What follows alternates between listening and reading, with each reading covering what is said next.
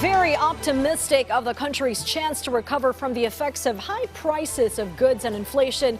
The chief of the Department of Finance attributed government success to the president effectively steering us to the right path economically.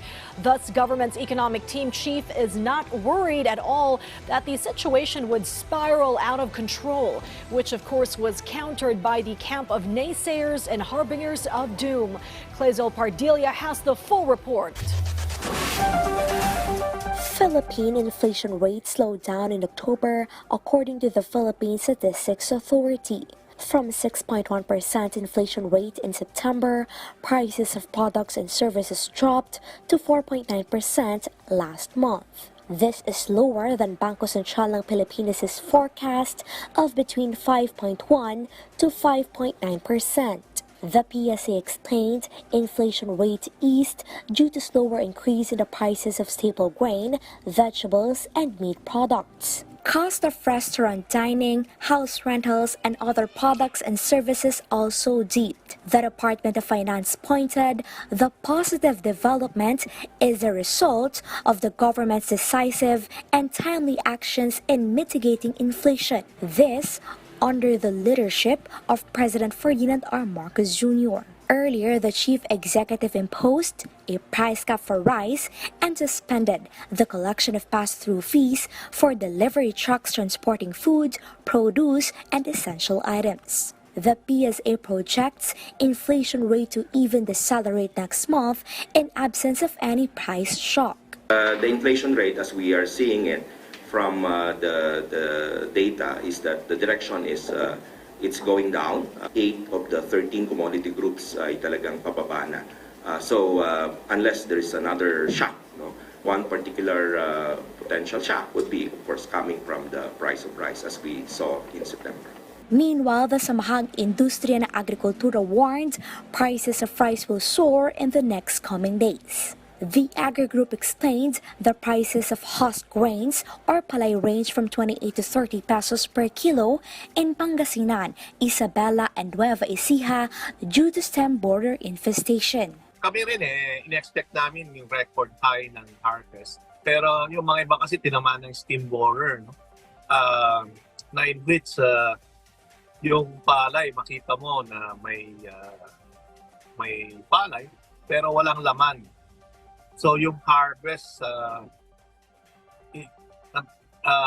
expected to drop 15% dun sa ani. At the Dagonoy public market, prices of well-milled rice spike up to 5 pesos a kilo, which ranges from as low as 45 to 55 pesos a kilo. 2 weeks na ata nagmura. Bumaba yung bigas. Napakasaya namin dahil meron 45. Ngunit ngayon, bihira ka lang makakita. Malungkot dahil tumaas na naman. Itong month na to, dapat mababa na kasi harvest time ng natin ngayon. Ang nangyari, parang kulang tayo. Pag umorder kami na 100 bags, binibigay lang sa akin mga 80. Nasa puhunan, 2.5, 2.6, ganyan. Ang bigas. Paraan, bago mag-holiday? Mga mga 2.4, ganyan. May mga ilan na tumataas. Siguro gusto ng mga traders talaga makakuha ng maraming local supply. Kaya tinataasan nila ng konti. Titingnan namin yan kung may makita kami na nagmamanipulate. Yan ang bili ng ating Pangulo. Kanina sinabi rin ni Secretary Chu Laurel na patuloy yung pagbusisi at pag-imbestiga dito sa mga nananamantala sa atin. The DA is optimistic damage to palay due to infestation is negligible. Palay production and rice supply will remain steadfast up to next year. At hindi ito makakaapekto sa overall production natin sa buong probinsya ng Isabela at sa buong Region 2.